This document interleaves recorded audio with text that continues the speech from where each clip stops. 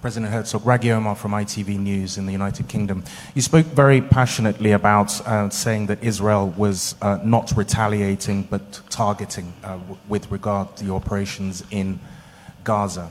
But even President Biden, who spoke so personally and passionately with regard to what was happening in Gaza, spoke about the importance of the laws of war and the humanitarian situation within Gaza.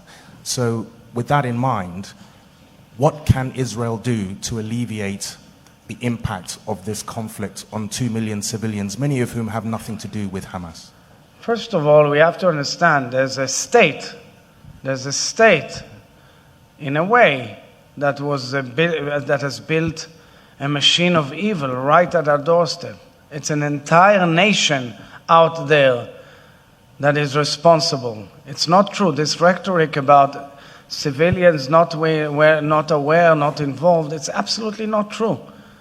They could have risen up, they could have fought against that evil regime which took over Gaza in a coup d'etat, murdering their family members who were in Fatah. There's a short memory in the world. Israel evacuated Gaza unilaterally in order to show that it's willing to make peace. I was a member of that cabinet. We said to our nation, this will be Hong Kong of the Middle East. Well, reality has turned into a tragedy. Okay? Therefore, I must say that this situation impacts the entire vision of people as to the ability to adhere to the same old rhetoric. We are operating militarily according to rules of international law, period, unequivocally. But we're at war. We are at war. We're at war we are defending our homes. We're protecting our homes. That's the truth. And then when a nation protects its home, it fights. And we will fight until we'll break their backbone. Please. Becky.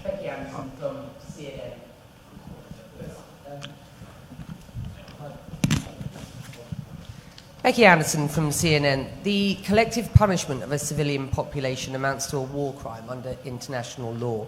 The US has warned Israel to uphold laws of war. But I just answered, Becky, you haven't heard probably their reply to ITV. And I'm quite disappointed that that's what you're asking instantaneously. Haven't you seen? You've seen. You were all there. You've seen.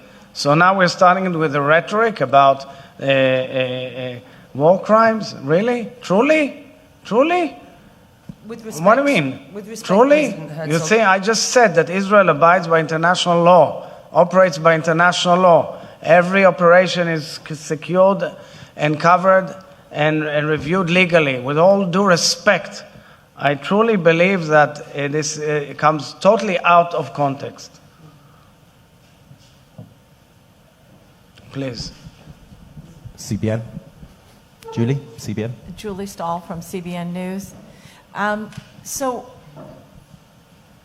I know people have asked you, but how do you think that this is going to, how are you going to be able to mitigate this? Like suddenly everybody's switching back to Israel, the powerful one who is... But that's always the tragedy of short memories. I get it. We kept on saying time and again, for the last few months, every day there was a terror attack here. Every day. Okay? And nobody understood our situation. There is a lot of anger in this country because people did not understand what we are talking about.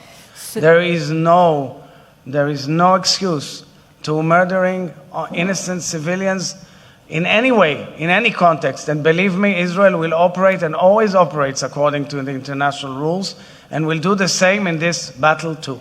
So I was around when Israel was inside Gaza, and it was a whole lot better for the Gazans when Israel was there. Do you foresee any scenario where Israel will go back into Gaza? I'm not dealing with it right now. We are in battle. I'm not dealing with the final outcome of this tragedy. It would be good for the people there. Right now we are defending our citizens. I was yesterday in Sderot. In their houses there were terrorists swarming around. In their houses. Still swarming around. In their houses. Please. Matt Fry, Channel 4. President Herzog, Matt Fry, Channel 4 News in the UK. Thank you very much. Let me first of all say that there's an enormous amount of genuine, authentic sympathy for Israel and for what your country is going through right now. But listening to your answers in the last few minutes, I'm a little confused. Because on one hand, you say that Israel abides by the rules of war and is very careful to avoid the loss of civilian life in the Gaza Strip. But at the same time, you seem to hold the people of Gaza responsible for not trying to remove No, well, I'll Hamas. tell you. Now, let me finish. Do you My hold question. a missile in your kitchen, in your living room? Can I ask my question? A sir? missile that is sent on our head here, and if there will be a siren, it's a missile from that kitchen. My question is this, if I may.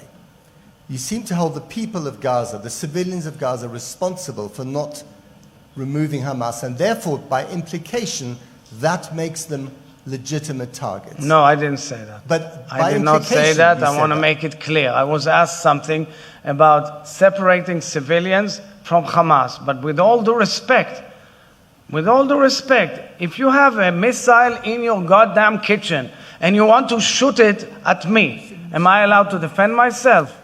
Yes. No one That's is- the situation. no one is denying the These right of you to missiles defend are there. yourself. These missiles are launched. The button is pressed. Okay. The missile comes out from the kitchen onto my children. But the question is this. Ultimately, you can't remove the people of Gaza. They're going to be stuck in this neighborhood. whether So you we like have it to or not. fight.